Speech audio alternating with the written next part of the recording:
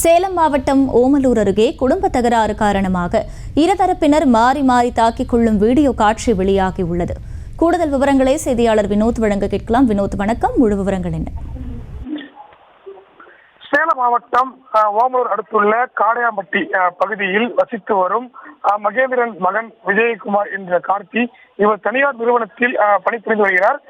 இந்த நிலையில் அவர் கடந்த 2 வருடங்களுக்கு முன்பு தனது மனைவி கிறிஸ்தாவிற்கு இருவருக்கும் கருத்து ஏற்பட்ட நிலையில் பிரிந்து வசித்து வருகிறார்கள்.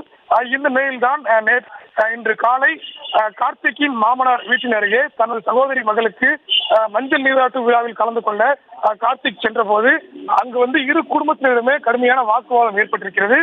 இதனை அடுத்து அந்த விழாவிலேயே ஒருவர் தாக்கிக் கொண்டார்கள். பின்னர் இவர்களும் சிகிச்சைக்காக ஓமலூர் அரசு மருத்துவமனைக்கு கொண்டு செல்லப்பட்டனர். அப்போதும் மருத்துவமனையில் சிகிச்சை பெற்று வந்த போது தொடர்ந்து அந்த மருத்துவமனையில் ஏற்பட்ட வாக்குவாதத்தின் போது இரு தரப்பினரும் கடுமையாக தாக்கிக் கொண்டார்கள். இதில் தான் அந்த ஓமலூர் அரசு மருத்துவமனை இருக்கக்கூடிய கண்ணாடி மற்றும் கதவுகளை உடைப்பு ஏற்பட்டிருக்கிறது.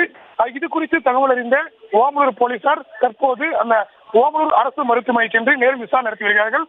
இரு தரப்பு மீதும் வழக்கு பதிவு செய்து தற்போது விசாரணை நடத்தி வருகிறார்கள்.